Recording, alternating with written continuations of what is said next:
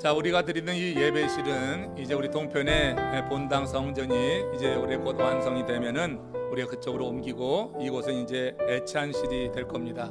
그리고 또 우리 교육관으로 교실로 이렇게 변경되게 되겠죠.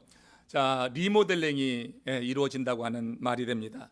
자, 우리는 오래된 건물 이곳을 리모델링해서 아주 새 것처럼 그렇게 사용하게 되겠죠. 근데 요즘 사람들은 새로 지은 아파트 상가에 입주하면서도 리모델링을 한다고 합니다. 사람들이 점점 자기만의 어떤 독특한 분위기를 추구하다 보니까 이런 것이 하나의 트렌드가 돼가고 있다고 하는 거예요. 근데 건물만이 아니죠. 사람들은 얼굴도 리모델링하고 몸매도 리모델링합니다. 요즘은 거기에서는 남녀 구분도 없다고 해요. 근데 성경에 보면은 우리 하나님도 당신의 사역을 위해서 누군가를 택하셨고 그 택하신 후에 반드시 리모델링해서 사용하신다고 하는 거예요. 하나님은 그냥 쓰시지는 않아요. 하나님이 택한 인물이 있는데 그를 쓰실 때 꼭 고쳐 쓰신다고 하는 게 물론 차이가 있는 것입니다. 사람들은 겉모습을 리모델링하지만 하나님은 속 사람을 새롭게 한다고 하는 거죠. 하나님은 택한 자를 성령으로 새롭게 하셔서 귀하게 사용하신다고 하는 거예요. 하나님이 쓰는 사람들은 반드시 이 과정을 거치게 되어 있다고 하는 거예요. 오늘 본문 말씀은 하나님이 출애굽 사명을 위해서 80의 모세를 불러서 그를 리모델링 하시는, 그야말로 속 사람을 변화시키시는 이런 내용을 다루고 있습니다. 사실 이 출애굽 프로젝트라고 하는 것은 하나님이 아브라함을 부르시면서 이미 오래전에 예고하셨죠. 모세가 이 명령을 받기 벌써 이제 400~500년 전에 그렇게 아브라함에게 주신 말씀이란 말이에요. 창세기 15장 13절 14절에 이렇게 기록이 됩니다. 같이 합독해 읽습니다. 여호와께서 아브라함에게 이르시되 너는 반드시 알라. 내 자손이 이방에서 계기되어 그들을 섬기겠고 그들은 400년 동안 내 자손을 괴롭히리니 그들이 섬기는 나라를 내가 징벌할지며 그 후에 내 자손이 큰 재물을 이끌고 나오리라. 이렇게 아브라함 때에 이미 이 사건에 대해서, 출애굽 이 프로젝트에 대해서 하나님은 계획이 있으셨던 거예요. 하나님은 아브라함을 부르실 때 그에게 자손이 한 명도 없었지만 하나님께서 그에게 하늘의 무뼈를 보여주시면서 이렇게 많아질 것이라고 그렇게 말씀하셨어요. 하나님은 아브라함 마음에 먼저 비전을 심어주시고 그 비전이 그 후손들에게 흘러가게 하시면서 무별처럼 많은 그 민족이 이루어질 것을 예고하셨다고 하는 것이에요. 근데 여러분, 성경에 보면은 그 비전이 이루어지는 과정이 참 흥미로운 거예요. 하나님은 그들을 이방의 종살이를 하게 하시는 것입니다. 그 고난의 시간에 하나님께서 히브리 민족을 만들어 내시는 거예요. 하나님께서 신정 통치, 하나님이 통치하시는 나라를 만들 계획을 갖고 계시는데 하나님 먼저 하신 것이 이처럼 민족을 만들어내는 것이었어요.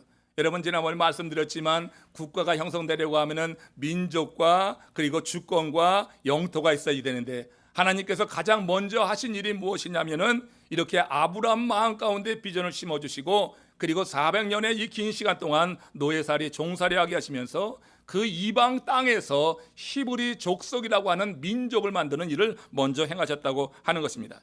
그러니까 애굽은 하나님이 히브리 족속을 중심으로 해서 신정 국가를 만들려고 모판처럼 사용하신 땅이라고 하는 것입니다.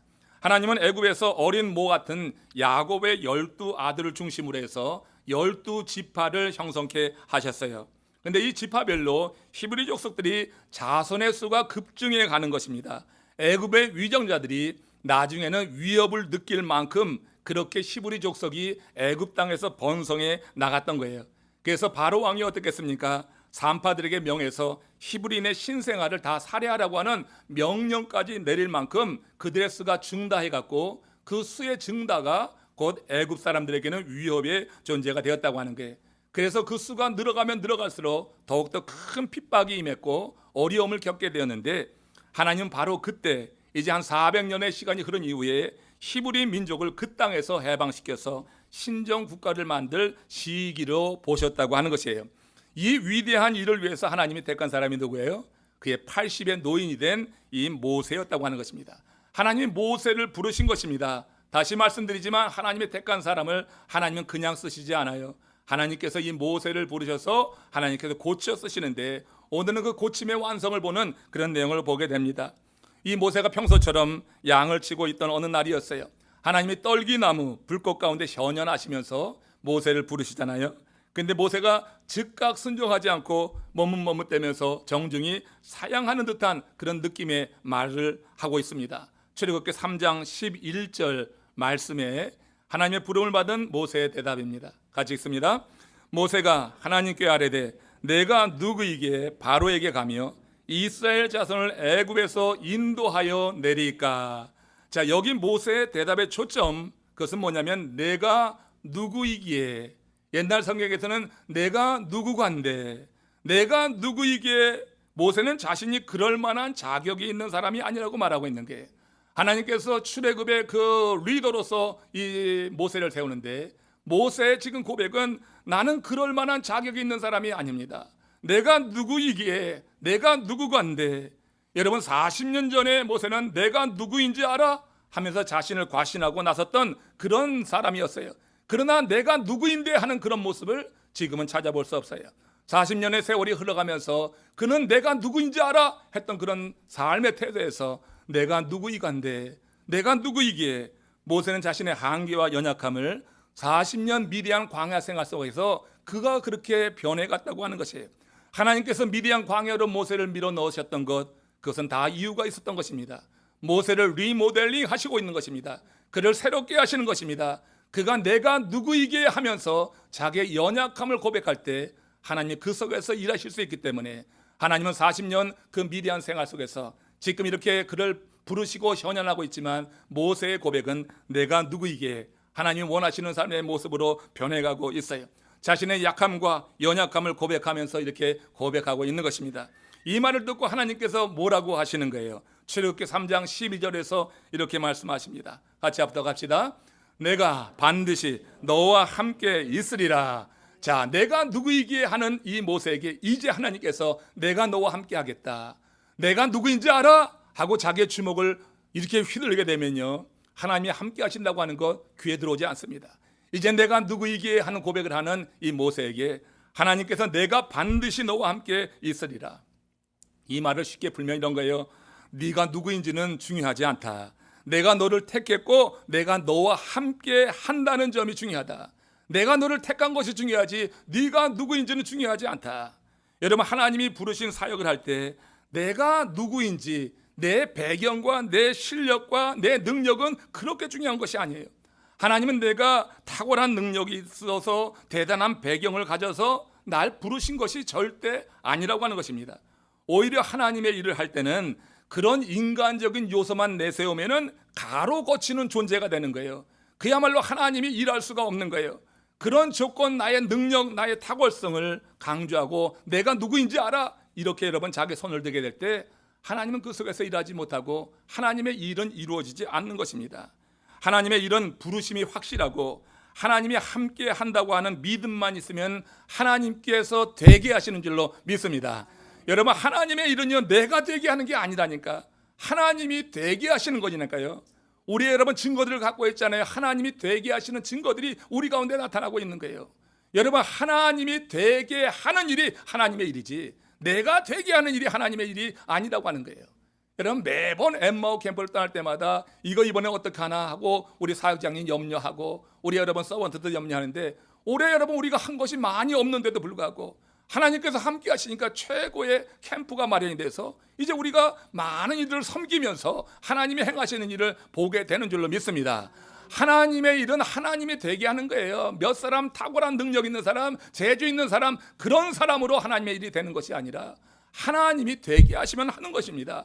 반드시 내가 너와 함께 하리라고 하는 이 말씀을 통해서 내가 누구이기에 하면서 자신 없어하고 이 자기 한계와 연약함을 고백하는 모세에게 하나님께서 하신다고 하는 것을, 네가 누구인지 중요하지 않고 내가 너를 택했으니까 내가 반드시 너와 함께 한다고 하는 이 사실만 기억하라고 이 모세를 격려하면서 세우는 모습을 보게 되는 거예요. 하나님의 일은 하나님이 되게 하시는 것입니다. 하나님이 되게 하시면 된다고 하는 거예요. 이것을 여러분 우리가 제자들, 신약에 들어와서 제자들의 모습에서도 배우게 되는 거예요. 예수님이 십자가에 달리셨을 때 제자들은 시리에 빠져서 디베랴 바닷가로 물러가서 고기를 잡고 있었어요.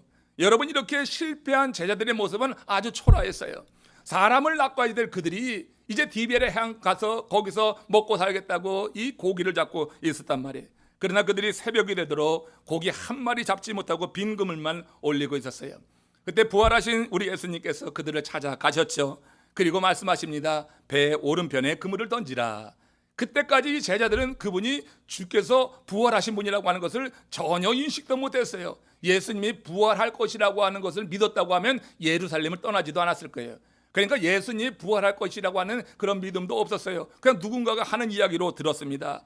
그래서 밤이 맞도록 그물을 내렸지만 빈 그물 걷어 올리고 있었을 때 누군가 하는 그 말을 듣고 믿져야 본전이다, 이런 심정으로 오른편에 그물을 내렸어요.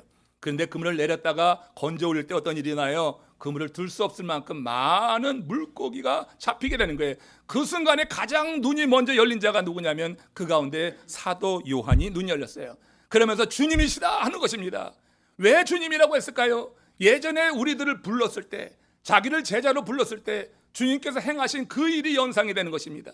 그때도 그들이 그물을 걷어 올리고 있었는데 예수님이 오셔서 오른편에 그물을 내시라고 했고 그 다음에 제자로 불러주셨단 말이에요.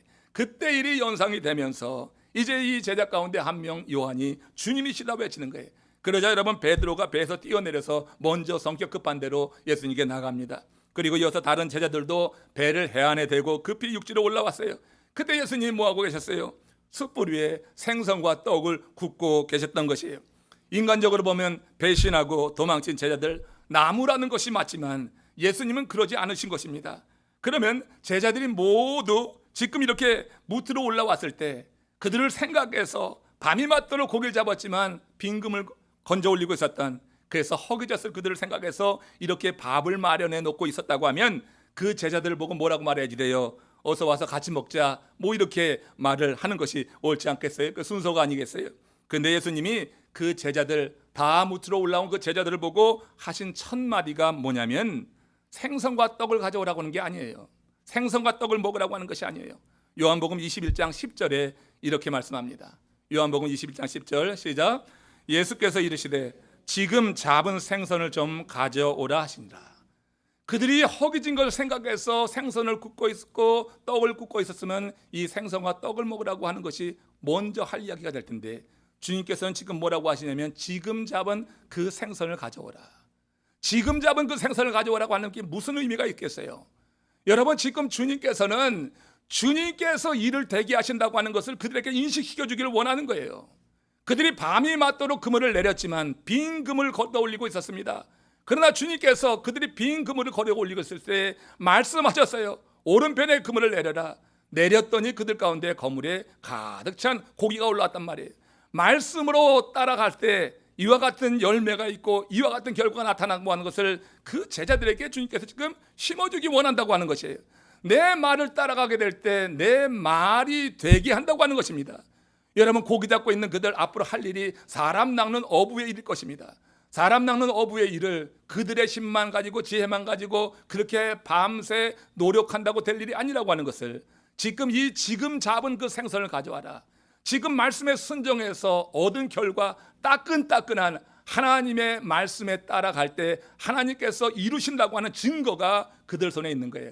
이 증거를 가져오라고 하면서 이제 이 제자들에게 앞으로 그들이 할 사역이 주께서 함께 하시면서 주께서 행하시는 일이라는 것을 지금 심어주고 있는 줄로 믿습니다. 물론 여러분, 굽고 있었던 생선과 떡은 좋겠죠. 그렇지만 제일 첫 번째 던진 이 질문을 통하여서 우리 주님께서는 이제 정말로 함께 하시는 주님, 주의 말씀에 순종함으로 말미암아 이루어지는 일들, 이런 증거를 그들이 보게 하심으로 인해서 앞으로 그들의 사역이 주님께서 되게 하실 사역이 되는 거다. 말씀에 순종하고 따르게 될 때 주께서 이루실 일이 이런 일이라고 하는 것을 그들에게 확실하게 각인시켜 주신 줄로 믿습니다. 예수님은 그들이 예수님을 십자가에 버려두고 도망친 실패의 경험이 있었지만 지금 그 일은 잊어버리고 한 거예요. 그리고 지금 주와 함께 하면서 말씀을 따르게 될 때 이제 하나님께서 이루시는 일이 이렇게 드러나게 될 것임을 보여주고 있다고 하는 것이에요.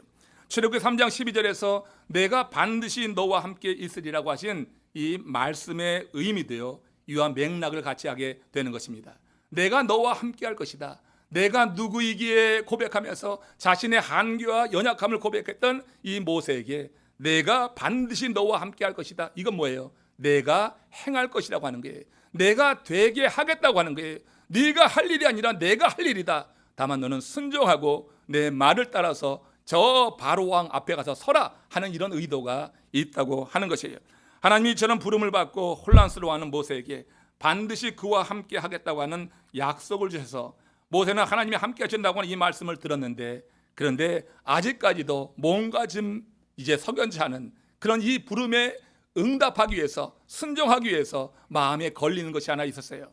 내가 누구이게 하는 그 고백 속에서 내가 반드시 함께 할 것이라고 하는 말씀을 통해서 용기를 얻기도 얻었는데, 그런데 앞에 직면해 있는 하나의 문제가 이제 그의 이런 마음에 이렇게 걸리게 되는 것입니다. 그래서 하는 이야기가 출애굽기 3장 13절, 바로 이 내용이 중요해요. 13절 14절 내용이 오늘의 말씀을 전하고자 하는 핵심입니다. 같이 한번 읽습니다.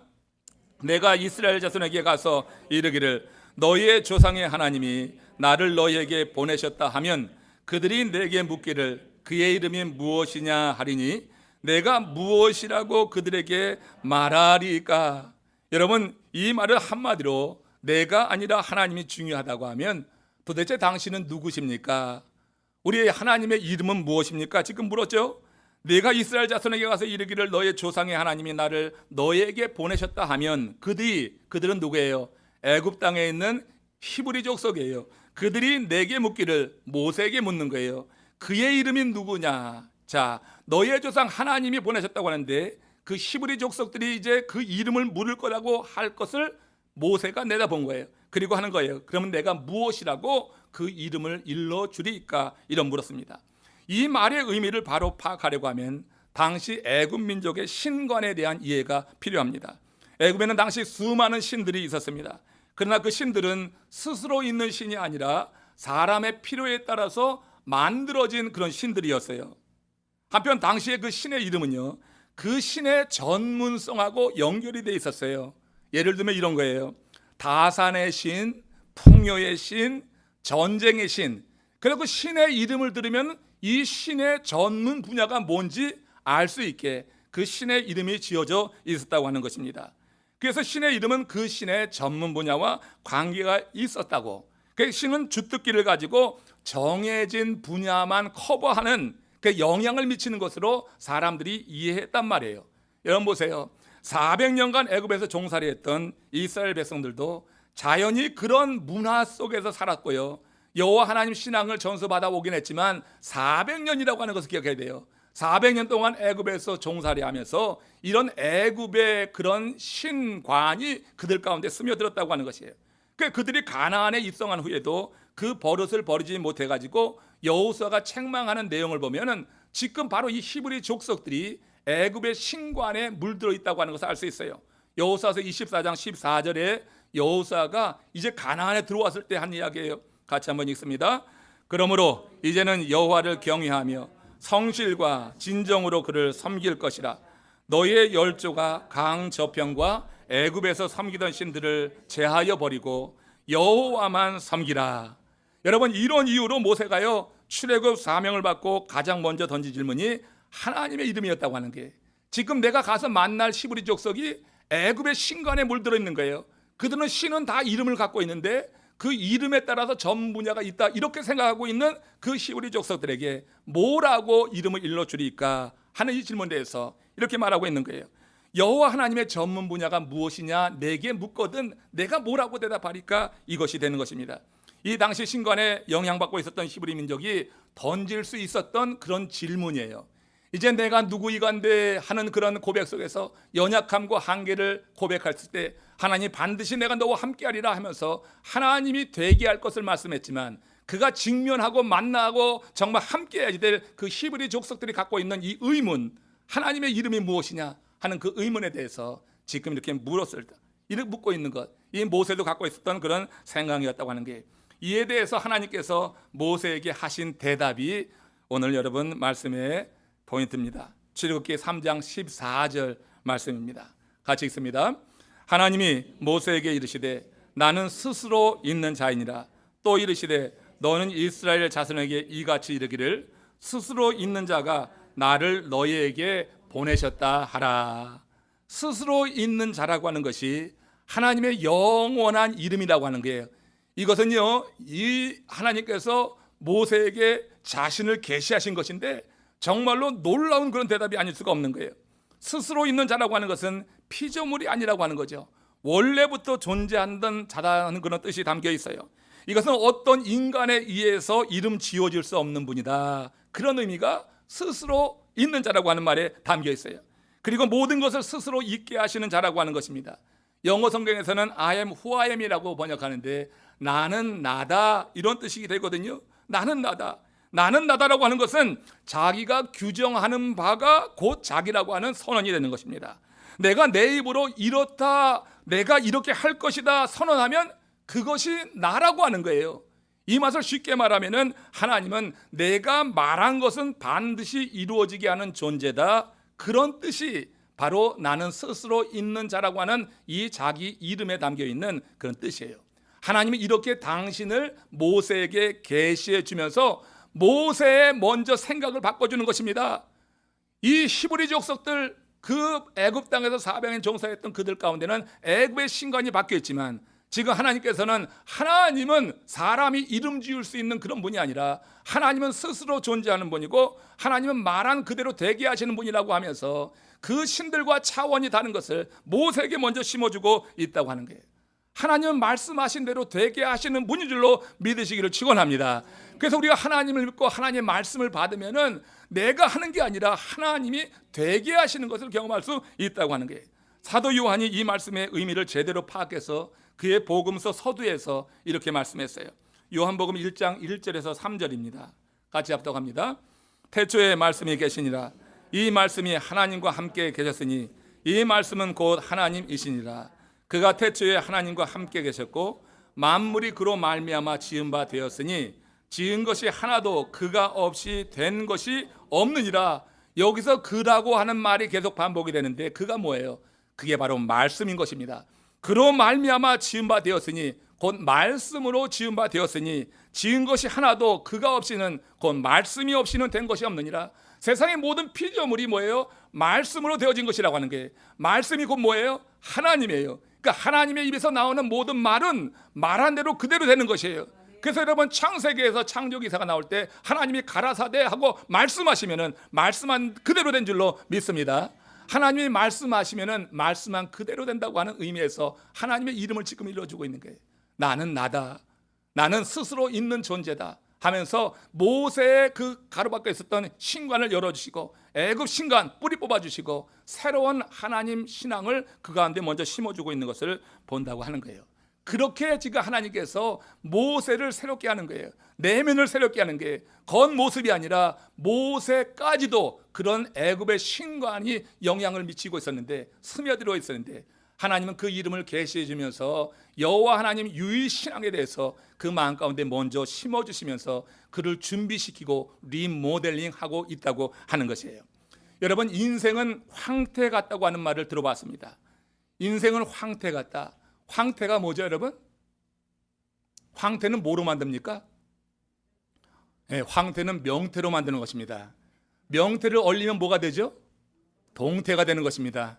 여러분, 같은 생선인데 그 상태에 따라 가지고 이제 명태도 되고 동태도 되고 황태도 되는 거예요.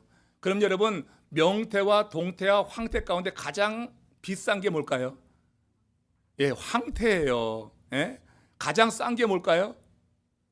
동태예요. 여러분, 명태는 생물이에요. 동태는 뭐예요? 얼린 거예요. 그러니까 얼린 게 제일 싸. 근데 황태를 여러분 구입하려고 하면 상당한 값을 지불해야지 되는 거예요. 황태가 되는 과정이 쉽지 않기 때문에 그렇다고 하는 것입니다. 인생은 황태와 같다, 이런 말. 여러분, 황태가 추운 겨울에 매서운 바람과 정오의 볕에 얼었다 녹았다를 반복하면서 만들어집니다. 오랜 기간 그 추운 겨울에 매서운 바람을 맞고 얼었다가 또 정오에 햇빛이 잠깐 비치면 녹았다가 이것을 몇 날을 수십 일을 반복하는 거예요. 그래서 얼었다 녹았다 반복하면서 만들어지는 게 황태예요. 여러분, 황태 드셔보셨어요? 황태 국물 맛이 진합니다. 황태 국물 맛이 고소합니다. 황태가 여러분 값이 나가는 이유가 있는 것이에요. 얼었다 녹았다 반복되어지면서 가치를 높여간다고 하는 것이에요. 이것처럼 인생이 황태 같다고 하는 것은 한 사람의 인생도 살을 에이는 매서운 칼바람과 가끔 찾아오는 인생의 훈풍 속에서 얼었다 녹았다가 반복되면서 사람의 깊은 맛이, 그 사람의 깊은 맛이 들어가면서 그 가치를 높여간다고 하는 거예요. 우리 하나님께서 누군가를 택하시고 그냥 쓰시는 법이 없다니까요. 우리 하나님께서 그를 높여서 정말 하나님 앞에 높은 가치 있는 존재로 만들어서 쓰시는데, 그 과정 속에서 하나님은 얼렸다 녹였다를 반복하는 거예요. 얼리고 녹이는 그런 삶이 반복되면서 그 가치를 높여간다고 하는 것입니다. 그 맛이 깊어지는데, 그 맛이 깊어지는 거 어떻게 할 수 있냐면 하나님이 말씀하신 것이 그 마음에 남는 거예요. 하나님의 말씀이 그를 다스리는 거예요. 하나님의 말씀이 그를 인도해 가는 거예요. 이런 삶을 통하여서 그가 맛이 깊어지는 것, 하나님께서 얼렸다 녹였다 반복하면서 어느 시점에 가서 그야말로 정말 가치 있는 황태처럼 이제 쓸만하다, 내놓아도 되겠다 할 때 하나님께서 쓰신다고 하는 거예요. 하나님께서요, 바로 왕정에 있었던 40년 그 모세 쓰시지 않았어요. 모세를 여러 미디안 광야로 내모셔서 거기서 칼바람을 맞게 하셨어요. 거기서 인생의 비참함을 다 느끼게 하셨어요. 모든 것이 다 사라지는 경험을 하게 하셨어요. 그러면서 얼리시는 거예요. 얼리시고 녹이시는 일을 반복하면서 이제 그가 때가 되어서, 그리고 애굽에서 그렇게 통곡하며 그 하나님의 도움을 청하는 이스라엘 백성들을 생각하셔서 이제 때가 차게 됐을 때 하나님께서 이 모세를 부르신 거예요. 불꽃 가운데 현현하셔서 그를 부르신 거예요. 내가 누구이간데 하는 그런에게 이제 내가 반드시 너와 함께 할 것이라고 해서 내가 되게 해갔다고 그를 격려하셨고, 그리고 또 하나 마음에 걸려 있었던 그 이스라엘 백성들, 히브리 족속들이 갖고 있었던 하나님의 이름에 대한 이 궁금증에 대해서 우리 하나님께서 나는 스스로 있는 자다, 나는 그런 애굽 신들과 차원이 다른 그 만드는 신이 아니라 나는 스스로 존재하는 자다, 누구도 나에게 이름을 붙일 수 없는 나는 스스로 있는 존재고, 그리고 내가 말한 대로 되게 하는 그런 하나님이라는 것을 일러주면서 이제 그를 완전히 훈풍으로 묶어주셔서 그가 이제 완전히 풀린 가운데 하나님이 쓰실 수 있도록 준비된 줄로 믿습니다. 그래서 오늘 이 말씀이 그렇게 중요한 거예요. 나는 스스로 있는 자라고 하는 것, 당신을 계시해 주면서 이제 이 모세가 완전히 하나님께 쓰임받게 되는 것. 80의 노구는 세상으로 보면 다 끝난 인생이지만 하나님이 보실 땐 그렇지 않다고 하는 게, 하나님은 이제 저 모세가 하나님의 말씀을 품고 나갈 것을 알아서, 가치가 그렇게 된 것을 알아서 모세를 이제 바로 왕 앞에 세우게 되는 거예요. 바로 앞에 쓴다고 하는 것이 80의 노구만 갖고 갈 수 있는 일이에요. 그러니까 지팡이 하나 들고 와서 되는 일입니까? 이게 되는 일이 아니에요. 바로 앞에 쓴다고 하는 것은 굉장히 두려운 일이에요. 그 두려운 일을 이제 앞에 두고 모세도 내가 누구이게 했고 또 당신의 이름을 부르면 내가 뭐라고 하리까 하면서 자신 없었을 때 하나님께서 나는 스스로 있는 자라고 하면서 훈풍을 불러주시고 하나님의 존재를 확 계시해 주게 될 때, 그때 여러분 어떻게 돼요? 모세가 얼어있던 마음, 바로 왕 앞에 서야지 된다고 하는 그 얼어있는 마음, 두려운 마음, 그 마음이 확 풀리게 되면서 하나님이 함께 하실 것에 대한 확신을 가지고 그렇게 여러분 애굽으로 나가는 줄로 믿습니다. 그게 그냥 나간 것이 아니라고 하는 것을 알아야 돼요. 하나님께서 그와 함께 하겠다, 반드시 함께 하겠다. 그리고 당신의 이름을 계시해 줬을 때 이제 이 모세는 하나님의 역사를 기대하면서 나가고 있는 것을 보게 돼요. 온 마음을 녹여주시는 여호와 하나님, 스스로 존재하시는 하나님이 여러분의 하나님 되시기를 주의 이름으로 축원합니다. 여러분의 삶이 혹시 지금 얼려가고 있지 않습니까? 완전히 동태처럼 얼어있지 않습니까? 동태처럼 얻으면요 제일 값이 안 나가요. 하나님의 사람이 세상 나가서 살면서 완전히 얼어버리면 제일 값어치 없는 거예요. 세상이 아무리 나를 얼게 하는 일이 있다 할지라도 우리 하나님의 말씀이 있으면 그 얼게 하는 일 가운데 말씀이 나를 지켜주셔서 나로 하여금 그 상황 속에서 하나님의 뜻을 이루어 나가게 할 줄로 믿습니다. 얼어버리면 가치가 꽝이요. 얼어버리면, 세상에 나가서 얼어버리면, 사역을 하면서 얼어버리면 하나도 할 수가 없어요. 플렉서블 해야지 돼요. 내 몸이 풀려야지 돼요. 내 몸이 주의 훈풍으로 말미암아 그렇게 풀리게 될 때 하나님은 우리를 마음껏 쓰실 수 있는 그런, 우리에게 함께 하시는 그런 능력 있는 하나님이 되시는 줄로 믿습니다. 이렇게 하나님을 알고 나를 알게 되면요 세상에 두려울 일이 없는 거예요. 하나님은 말씀대로 이루시는 분이고 나는 그분의 자녀라고 하는 이 사실이 우리 마음 가운데 두려움을 물리치고 나로 하여금 세상에서 내게 맡겨진 사역을 이루어 나가게 하신다고 하는 게, 그 디모데후서 2장 13절 말씀 보십시오. 같이 읽습니다. 우리는 미쁨이 없을지라도 주는 항상 미쁘시니 자기를 부인할 수 없으시리라. 사람은 미쁨이 없다, 곧 신실성이 없다고 하는 거예요. 사람은 신실성이 없어서 어쩔 수 없어서 하면서 자기가 한 말을 뒤집어요. 내가 한 말을 지키지 못해요. 나는 미쁨이 없어요. 신실하지가 못해. 나 개인 자연인 이 목사는 신실하지가 못해. 나는 미쁨이 없어요. 얼마든지 바뀔 수가 있어요. 그러나 하나님은 결코 스스로 계시한 내용을 뒤집지 않는다고 하는 그런 말씀이에요. 하나님이 하신 말씀은 반드시 이루어지게 하신다고 하는 그런 말씀이에요. 하나님이 당신의 약속을 뒤집는다고 하면은 당신의 존재를 부인하는 거예요. 하나님은 스스로 있는 자예요. 말한 것은 반드시 이루어지게 하는 분이에요. 그렇기 때문에 말한 것을 뒤집는다고 하면 하나님의 존재가 무시되는 거예요. 여러분, 존재감 없이 살아가는 것은 말이 안 됐잖아요. 인간도 여러분 존재감 없이 살 때 얼마나 여러분 비참합니까? 하나님이 그럴 리가 없는 거예요. 그러니까 하나님의 입에서 나온 말씀을 우리의 마음에 품었다고 하면 그 말씀은 반드시 이루어지는 줄로 믿으시기를 바랍니다. 우리는 미쁨이 없을지라도 하나님은 미쁘셔요. 그래서 자기를 부인할 수 없는 거예요.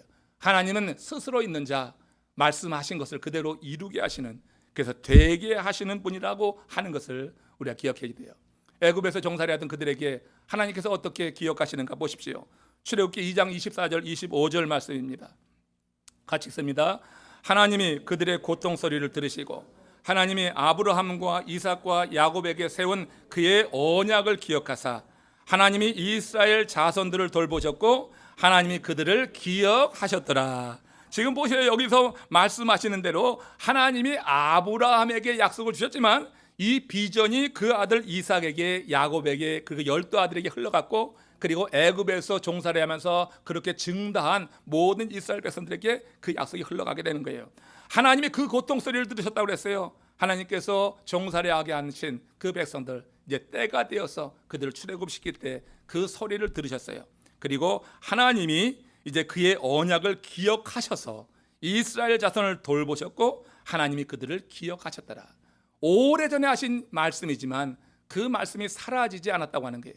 오래전에 아브라함의 마음 가운데 심어주신 그 말씀은 사라지지 않고 지금 어떻게 해요? 그 말씀이 그대로 이루어졌다고 하는 거예요. 이루어지도록 하나님께서 기억하고 있는 것을 보게 됩니다.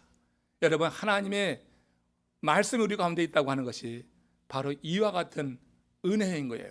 하나님의 말씀이 있다고 하는 것은 하나님께서 그 말씀을 나를 통하여서 이루신다고 하는 것, 나를 통하여서 보게 하신다고 하는 그런 의미가 있는 거예요. 그래서 하나님의 말씀이 어떤 말씀이 마음에 확 박혀서 잊혀지지 않고 그 말씀이 내 삶을 사로잡고 있을 때 여러분들은 정말 세상에서 가장 큰 복을 받은 거예요. 하나님께서 그 말씀이 되는 순간을 반드시 여러분 허락하실 줄로 믿습니다. 하나님의 약속의 말씀이 내 가슴에 팍 박혀가지고 늘 기억이 돼. 이 말씀은 어떻게 해요? 사라지지 않아요. 이 말씀은 하나님이 기억하시는 말씀이 되는 거예요. 하신 말씀이기 때문에 기억하시고, 기억하시기 때문에 우리 삶 속에서 미쁨이 있으신 우리 하나님께서 그 일을 성취하시는 그때를 허락해 주신다고 하는 겁니다. 고국의 19대 대통령 선거 이제 한 주 앞으로 다가왔습니다. 대선을 한 주 앞둔 지금 조국을 생각할 때 오늘 하나님이 모세를 부르신 이 장면이 저는 떠올랐습니다. 이번 선거에 출마한 후보들 보면은 하나같이 내가 누구인지 알아? 하는 사람들이에요. 내가 누구인지 알아? 이런 사람들이에요. 내가 누구이기에 라면서 겸손히 하나님 앞에 자기를 낮추고 하늘의 지혜를 얻어서 그렇게 통치하려고 하는 하나님의 사람은 참 찾아보기 어려워요. 우리가 누구를 선택할 것인가 제가 지목해 줄 수는 없지만 여러분들이 판단해서 정말 그 모든 사람들 가운데, 후보자들 가운데 내가 누구이기에 하는 이런 태도에 좀 더 가까운 사람, 그런 사람 우리가 지지하면 좋겠어요. 여러분, 목사님 저기는 아주 소박한 소원이 하나 있어요. 우리 모두가 다 우리 남부 플로리다 이 지역을 세계 최고의 도시라고 믿고 누구에게나 당당하게 말하며 살아가는 거예요. 여러분, 이 마이애미 지역이 세계 최고의 도시로 고백되십니까? 아닌가 보네. 그러나 여러분, 제 소원이 그거예요. 이 지역이 정말 최고의 도시다. 뉴욕에서 내려온 분들 그냥 그런 눈으로 보지 마세요. 우리 마이애미가 최고의 도시요, 뉴욕이 아니요. 여러분, 이 마이애미가 최고의 도시가 될 수 있는 것, 단지 먹고 살 생계수단, 비즈니스가 있고 우리가 다니는 직장이 있기 때문에 마지못해 하는 말이 아니라 하나님의 은혜가 보이는 우리 남부 플로리다 연합감리교회가 이곳에 있기 때문에 우리가 살고 있는 이 지역이 세계 최고의 지역이라고 고백할 수 있기를 축원합니다. 마이애미 지역 최고의 도시락이고 영원히 살고 싶은 그런 곳이라고 고백했으면 좋겠다고 하는 그런 소박한 소원이에요. 구원받은 성도는 교회를 중심으로 그렇게 삶이 영위되어야지 됩니다. 성도에게 교회는 삶의 중심이 되어야지 되는 거예요. 교회에서 하나님의 말씀을 듣고 기도로 충만해지는 거예요. 성령으로 충만해져서 세상을 변화시키는 것. 주님께서 우리를 부르실 때 내가 누구이게 하면서 그렇게 고백할 때 하나님이 내가 반드시 너와 함께 할 것이다 하면서 나는 스스로 있는 자라고 하는 자기 계시가 우리 가운데 임하게 될 때 우리는 우리가 있는 이 도시를 정말 하나님이 기뻐하시는 도시로 변화시키는데 정말 하나의 미랄처럼 쓰이게 될 줄로 믿습니다. 그리고 우리 교회가 있는 이 남부플로리다 연합 감리교회가 있는 이 지역이 정말 세상에서 가장 좋은 그런 도시다 이렇게 고백할 수 있는 것 아니겠어요? 이를 위해서 하나님을 바로 알아야 됩니다. 스스로 존재하신 하나님을 알아야 되고 말씀하신 것은 반드시 이루시는 그 하나님을 알고 그 말씀 안에 거해보자. 그리고 우리 자신에 대해서도 바로 알자. 말씀이신 하나님 앞에서만 존재가 있고 의미가 있는 우리 자신에 대해서 분명히 알고 고백할 때 하나님께서 여러분들 분명히 사용하실 줄로 믿습니다. 오늘 엠마오 캠프 떠난 우리 서번트들 그렇게 사용받길 원하고 또 우리 디사이플들 그렇게 예비되고 준비되어서 함께 하나님의 영광에 의해서 쓰임받기 원하고요. 이 교회 건축에 참여하는 온 성도들, 온 모든 우리 가족들이 다 하나님을 바로 알고 나를 알아서 하나님이 되게 하시는 그 일의 그런 현장의 주인공들, 증인들이 되시기를 주님의 이름으로 축원합니다.